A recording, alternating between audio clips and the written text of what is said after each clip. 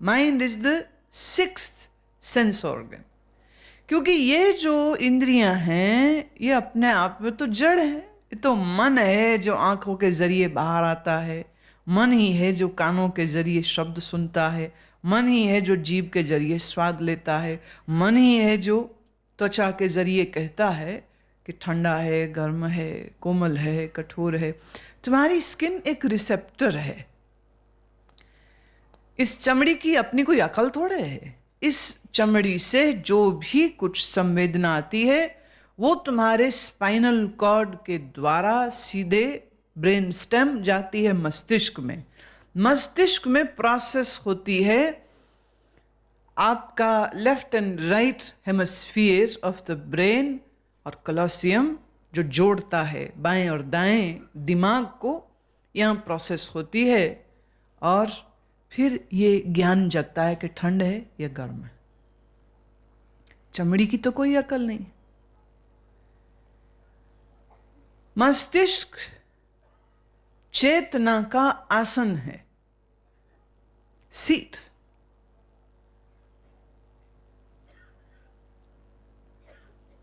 मन को कुछ एक शास्त्रों ने इंद्रिय ही कहा, बोले ये भी एक इंद्रिय। इसलिए जहां जहां ये कहा कि इंद्रिय पर विजय पाई, वहां पर ये समझ लीजिएगा कि आंख पर विजय, कान पर विजय, नाक पर विजय, जुबान पर विजय नहीं वो कह रहे हैं। इन सबको चलाने वाला तो मन ही है, अपने आप थोड़ी चल रही। बेहोश आदमी की आंख कुछ देखेगी, बेहोश आदमी के कान में कुछ कहो उसे कुछ सुनाई पड़ेगा, बेहोश आदमी के हाथ पे कुछ रख दो उसे कुछ महसूस होगा। उसका मन, उसकी चेतना अगर सुप्त है, अचेतन हो गया है जो, उसे कुछ पता नहीं चलेगा। शरीर तो जड़ है। इस शरीर के द्वारा मन ही सुख दुख को, स्वाद को, रंग को, शब्द को, खुशबू को मन ही तो जानता है।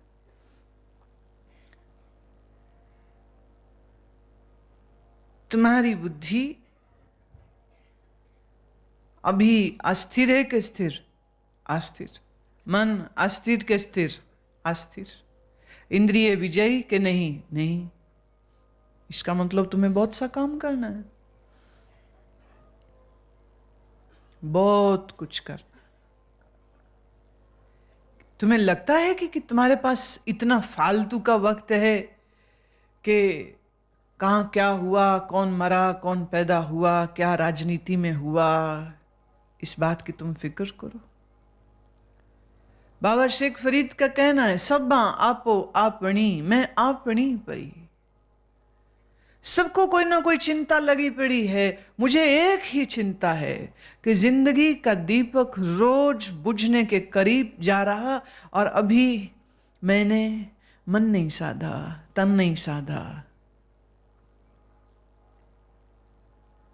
सब आपो आपनी मैं आपनी भाई। सबको चिंता है, मुझे भी चिंता है, पर मेरी चिंता का विषय कुछ और। मेरी चिंता ये नहीं कि मकान नहीं बना, कार नहीं आई, बच्चे की शादी नहीं हुई।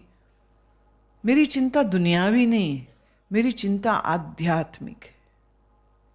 समाधि नहीं हुई, ध्यान नहीं लगा, ज्ञान समझ में नहीं आया, ज्ञान का निश्चय नहीं हुआ, अभी मैं तृप्त नहीं हुआ, मेरी बुद्धि अतृप्त है। भगवान कह रहे हैं, जिसकी बुद्धि ज्ञान से तृप्त हो, जिसकी इंद्रिय विजयी है, जो ऐसे व्यक्ति के लिए समलोष्टाश्म, उसके लिए मिट्टी और पत्थर और सोना एक बराबर।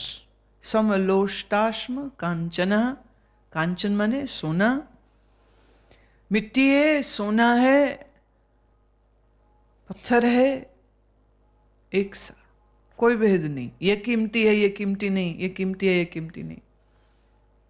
कुछ दिन पहले मेरे लिए एक व्यंग की बात है, ये विनोद की बात। मेरे लिए कोई हमारे भक्त एक चप्पल लेके आए जो सुनहरी रंग की है, बिल्कुल ऊपर नीचे सारा सुनहरी। हम किसी के घर में थे, चप्पल मेरी आदत है, मैं कमरे में नहीं लेके जाती, तो बाहर उतार के भीतर गई। उस घर में एक छोटा बच्चा था, कोई 10 साल का, तो उसकी नज़र उस चप्पल पर गई और वो अपनी माँ से कहता है, ये सोने की बनी है।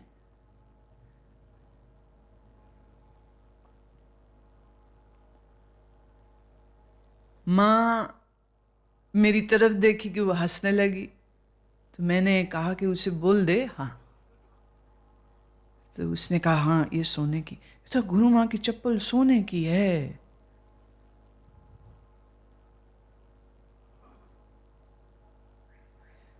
एक बच्चे को भी हैरत हो रही है। हालांकि इसमें हैरानी की बात क्या है, कोई भी नहीं। हम हंस रहे थे, मैंने कहा बच्चे को ये लग रहा है कि उसके मन में कैसा, मतलब ही वॉज सो क्लियर, उसको ये बात स्पष्ट पहले से ही है कि गुरु माँ की चप्पल सोने की हो सकती। मैंने उसको इसमें हैरानी नहीं, हो सकती, उसको ऐसी उम्मीद है। पर देखने की बात यह कि एक 10 साल का बच्चा फर्क कर रहा है कि सोना महंगा है और अगर सोने की कोई चीज बनी है तो बड़ी कीमती। इस बच्चे के दिमाग को खराब किसने किया? उसकी माँ ने, उसके बाप ने। बाप ने एक छोटी सी अंगूठी लाके दी होगी माँ को, और उसने बहुत कहा अरे बड़ी महंगी है, कितनी अच्छी है, 10 लोगों को सुनाया होगा। या इस बच्चे ने अपने घर के बड़े लोगों को सोने के लिए झगड़ते या सोने का भाव डिस्कस करते, या दिवाली धनतेरस पर सोने की कोई चीज़ खरीदनी चाहिए, ये चर्चा इस बच्चे ने सुनी होगी कि सोना कीमती है। उसके दिमाग में बैठ गया है, सोना महंगा है, सोना कीमती है। सोना कीमती है, लोहा हल्का है, मिट्टी तो बिल्कुल बेकार।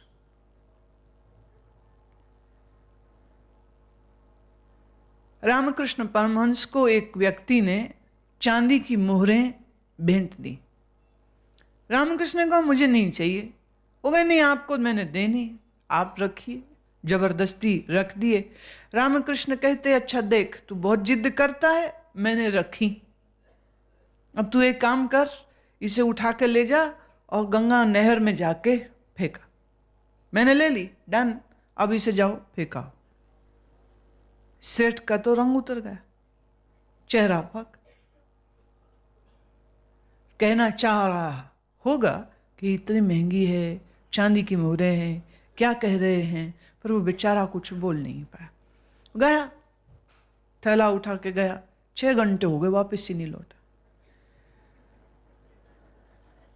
रामकृष्ण उठे और गए, क्या देखते वो वहीं घाट पर बैठा। वो एक सिक्का थैले से निकाले, उसको देखते रहे देखते रहे देखते रहे, जी ना हो गंगा में छोड़ने को। देख रहा है देख रहा है, और फिर उसको याद आता कि उन्होंने कब फेंक दे, फिर वो एक फेंकता, फिर एक निकालता, फिर उसको देखता। 6 घंटे हो गए, थैले में अभी भी कितनी ही मोहरें पड़ी। रामकृष्ण बहुत मस्त किस्म के इंसान थे, उन्होंने थैला झपटा उसके हाथ से और एक साथ पूरे का पूरा गंगा में फेंक दिया। कहते क्या लालची आदमी, तू मुझे दे चुका है, ये अब मेरे हैं, मैं फेंकूं रखूं कुछ करूं, तुम्हें उससे क्या लेन देन, तू मुझे दे चुका है। पर फिर भी चांदी के सिक्कों में तेरी इतनी आसक्ति है कि मेरी चांदी के सिक्कों को फेंकने में तुम्हें इतना कष्ट हो रहा है।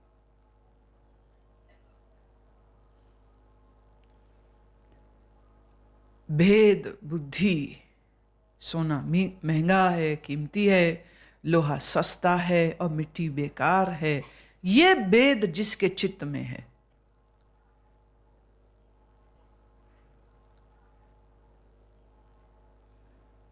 वह अभी ज्ञानी नहीं है।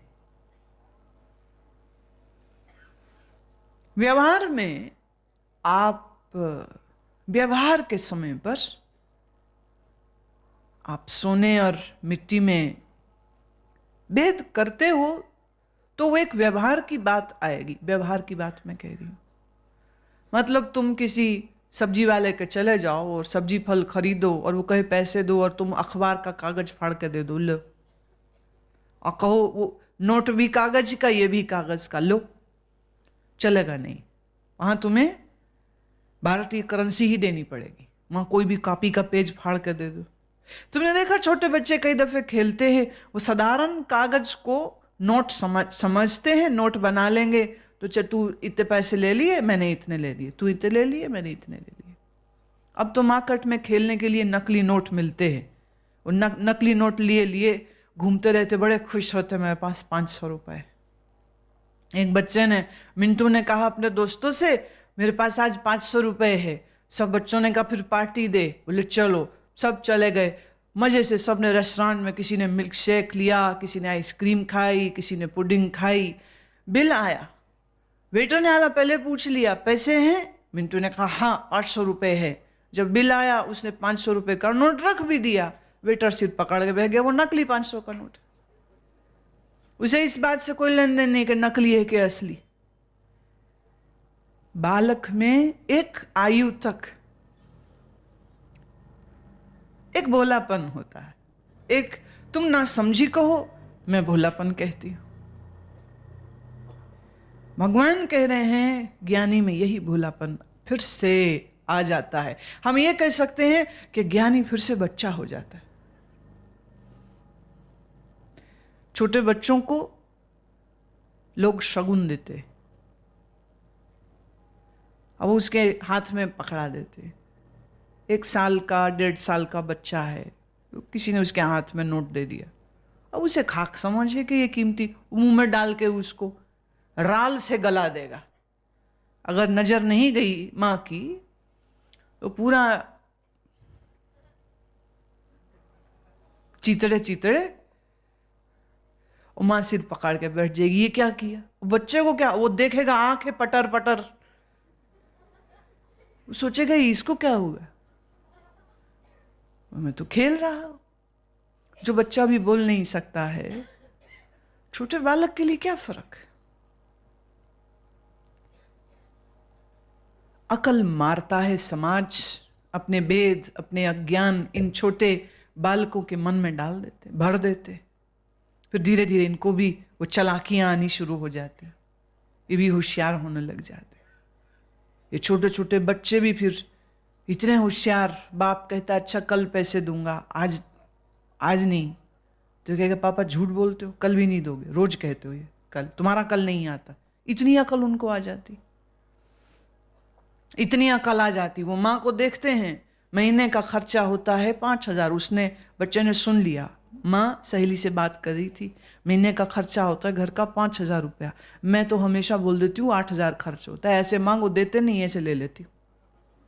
बच्चा सुन रहा है, अब वो सीखेगा। स्कूल में चाहिए 50 रुपये, वो कहेगा 100 रुपये चाहिए। कौन सिखा रहा? मैं कहूंगी तुम्हारे जीवन का सत्यानाश करने के लिए जिम्मेदार तुम्हारे मां बाप हैं, और उनका जीवन सत्यानाश किया उनके मां बाप ने। अज्ञानियों को विवाह करने की अनुमति मेरी दृष्टि से मिलनी ही नहीं चाहिए। ये छड़े ही रहें, छड़े ही मर जाएं। इनके द्वारा प्रोक्रिएशन नहीं होनी चाहिए, इनके द्वारा बेटा बेटी पैदा ही नहीं होने चाहिए। सूरों की तरह बच्चे पैदा कर देते, ढेरों, इतने के पहचान में ही नहीं आते हैं मेरा है कि पड़ोसी का है, किसका है। अपना बच्चा रोटी खा गया कि पड़ोसी का खा गया। शहरों में थोड़ा फर्क हो गया, 2 ही बच्चे, पहचानने आसान रहते, पर बेअक्ली अगर उनके पास है तो वही बेअक्ली उनको देंगे।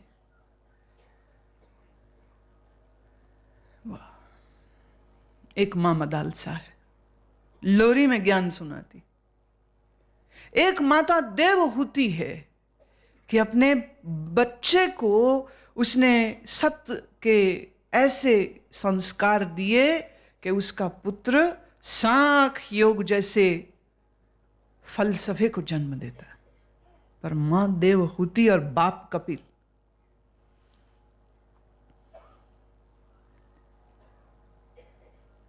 बच्चे की बुद्धि भ्रष्ट कौन करता है? मां, पिता, परिवार, समाज उसको सिखाते हैं पैसा कमाओ, पैसा सबसे बड़ी चीज है, पैसा सबसे बड़ी चीज है। माँ बाप को चाहिए था ये कहना, बेटे संसार असार है, पर जीने के लिए पैसा चाहिए, इसलिए पैसे को गुजारा करने के लिए कमाओ, लेकिन पैसा तुम्हें खुशी नहीं दे सकेगा। कौन माँ बाप हैं जो अपने बच्चे को ये सिखाते? बाप पैसे के पीछे मरता रहता है, माँ घर की चाबियां हाथ में कैसे आ जाएं वही स्कीमें लड़ाती रहती ही पूरे समय। और ये छोटे छोटे मासूम बच्चे यही राजनीति, तुम्हारी रिश्तों की राजनीति देखते देखते बड़े होते हैं, और जैसे बिगड़े हुए बाप और माँ वैसे ही बिगड़े हुए बच्चे हो जाते।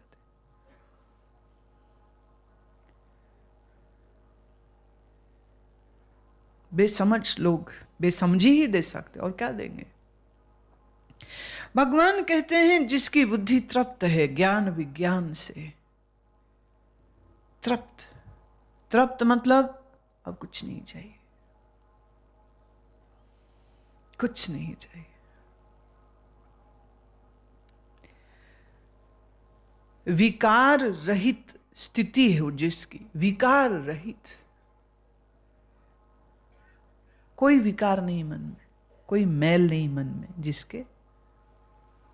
जिसके लिए मिट्टी और पत्थर समान है, ऐसा योगी अर्थात भगवत प्राप्ति वाला कहलाया जाएगा।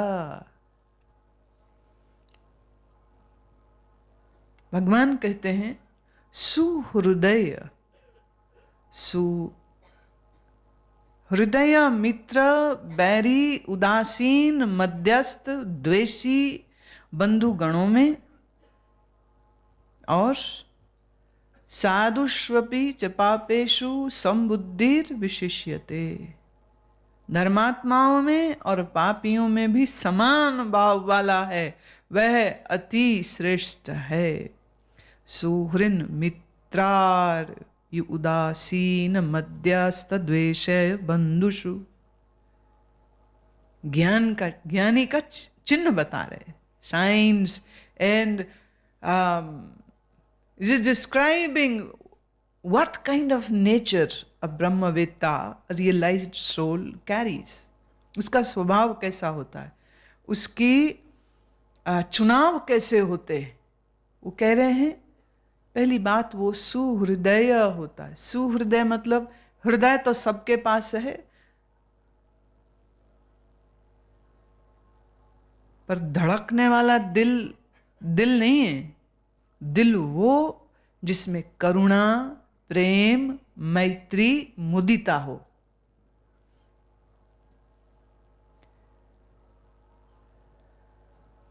शरीर में फड़कने वाले, खून को पंप करने वाले को भी दिल हालांकि कहते हैं, हृदय हम कहते हैं।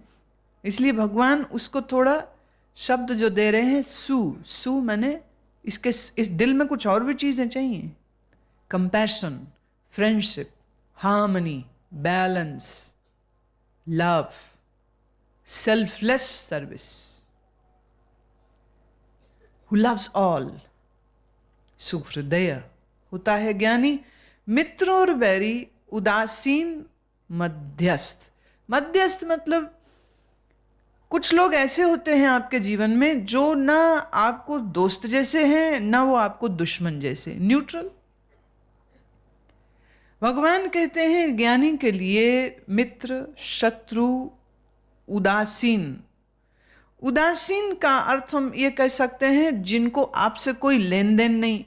और मध्यस्थ का अर्थ ये है कि दो पार्टियों में लड़ाई हो जाए तो कुछ बंदे जो समझौता कराने वाले होते, वो कहते भी तेरा भी नुकसान ना हो और तेरा भी नुकसान ना हो। कुछ ऐसा अल्टरनेट निकालने की कोशिश जो करते हैं, ऐसे लोगों को भगवान मध्यस्थ कह रहे। तुम्हारी जिंदगी में कुछ लोग मध्यस्थ होंगे, कुछ हैं जो उदासीन, जिनको तुमसे कोई लेन देन नहीं। तुम आज मर जाओ उनको कोई दुख नहीं, तुम जिंदा रहो उनको कोई सुख नहीं। ऐसे कितने लोग हैं जिनसे तुम्हारा कोई वास्ता नहीं, पर तुम्हारे आसपास होते हैं। तुम उन्हें जानते हो, वो तुम्हें जानते हैं, पर इससे ज्यादा कोई व्यवहार नहीं। भगवान कह रहे हैं मित्र और शत्रु, उदासीन, मध्यस्थ, द्वेषी जो तुमसे द्वेष करते हैं, और बंधु जो तुमसे भाई की तरह प्यार करते हैं। एक तो होते भाई है पर कसाई है, उसको तुम भाई थोड़ी बोलोगे।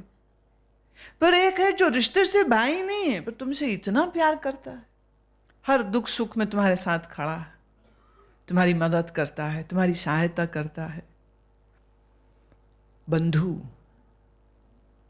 जो तुम्हें बंधन से, तुम किसी मुसीबत में हो तो तुम्हें उस मुसीबत से छुड़ाए, उसी को कहेंगे बंधु। ये तुम्हारी जिंदगी में कितने प्रकार के लोग होते हैं, वो सभी प्रकार के रिश्तों का वर्णन श्री कृष्ण ने यहां कर दिया। सुहृद होता है जो ज्ञानी, उसके लिए उसका मित्र, वैरी, उदासीन, मध्यस्थ, द्वेषी, बंधु, धर्मात्मा, पापात्मा में वो समान भाव रखता है। ज्ञानी के न यूं कोई मित्र, न शत्रु, न मध्यस्थ, न उदासीन, वो तटस्थ रहता है। न धर्मात्मा न पापात्मा, ये भी भेद नहीं करता। आप देखिए अर्जुन श्री कृष्ण का मित्र है, युधिष्ठिर, नकुल, सहदेव, भीम कृष्ण के बंधु हैं, बंधुत्व का रिश्ता है। दुर्योधन श्री कृष्ण से शत्रुता करता है, इसके बावजूद दुर्योधन कृष्ण को भोजन पे बुलाता है और कृष्ण मजे से जाते हैं। नहीं कहते मैं नहीं आता तेरे घर। कृष्ण जानते हैं ये मुझे मारने के लिए कोशिश कर सकता है। कृष्ण ये भी जानते हैं, 2 बार उसको गिरफ्तार करने की कोशिश करी दुर्योधन ने। इस पर भी दुर्योधन न्योता देता है, कृष्ण मेरे घर भोजन पे आओ, आते, मतलब ही कोई नहीं, कोई प्रॉब्लम ही नहीं उसको। No issue.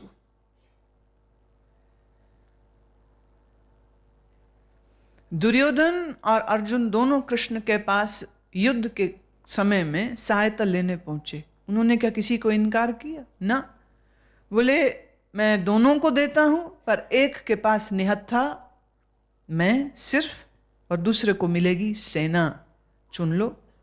अर्जुन ने कहा कृष्ण मुझे तू चाहिए।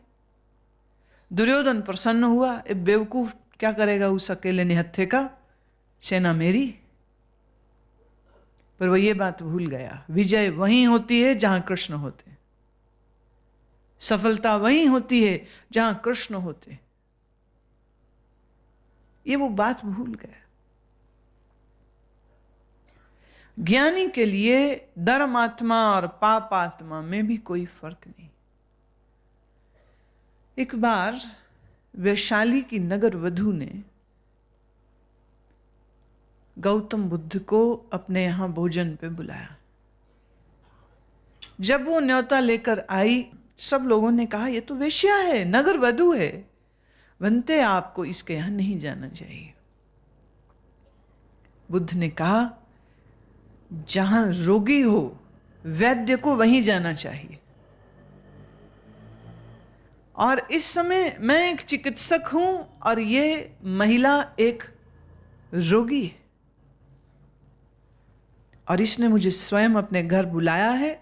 ऐसा हो ही नहीं सकता है कि मैं इसके घर न जाऊं। दुनिया क्या कहती है इसके बारे में, इससे मुझे कोई फर्क नहीं। पर मैं जानता हूं कि मेरी आवश्यकता शायद इससे ज्यादा और किसी को है ही नहीं। She needs me, so I have to go. पापात्मा, धर्मात्मा, ऐसा भेद ज्ञानी के लिए नहीं होता। योगी युंजीत सततमात्मानं रहसि स्थितः एकाकी यत चित्तात्मा निराशीर परिग्रह, जिसका मन और इंद्रियों सहित शरीर जीता हुआ है, ऐसा वासना रहित, संग्रह रहित योगी अकेला ही एकांत स्थान में स्थित हुआ निरंतर आत्मा को परमेश्वर के ध्यान में लगाए।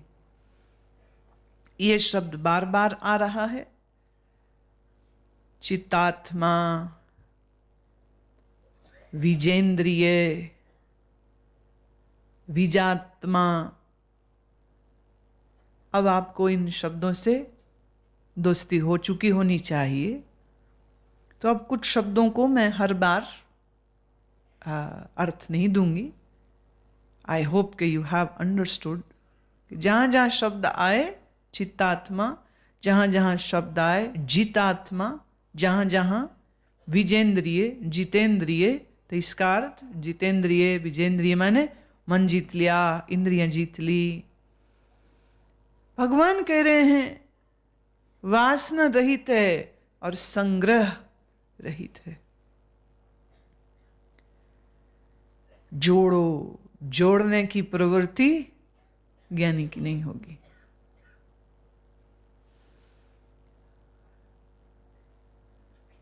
इकट्ठा करते जाओ कल के लिए। ज्ञानी कहते कल क्या, कल कल्पना है, आज है जो है। और आज में जितना मुझे आवश्यक है, शरीर की आवश्यकता बहुत थोड़ी होती, कम होती। अब इसका एक थोड़ा सा मैं गहरा अर्थ यह भी देना चाहूंगी। श्री कृष्ण क्या जीतात्मा विजात्मा नहीं हैं, पर वो एक राजा है, खजाना है, सेना है। तो इस पूरे सिस्टम को चलाने के लिए वो धन भी मैनेज करते हैं। उनके नियुक्त किए हुए मंत्री इतनी सारी सेना को सैलरी भी देते होंगे, तनख्वाहें भी देते होंगे, आर्मी की ट्रेनिंग भी होती होगी, इतने लोगों के खाने पीने का इंतज़ाम है, तो सामान खरीदा भी जाता होगा। तो फिर ये बात कैसे लागू होती कि वो संग्रह रहित होता है? बड़ा आसान है। एक वो है जिसके पास सामान है और वो सामान में आसक्त है, और एक स्थिति ये है सामान तो है पर वो आसक्त नहीं। दोनों में फर्क समझ लगा कि नहीं? एक कहता है मेरा। भिखारी के पास कुछ नहीं,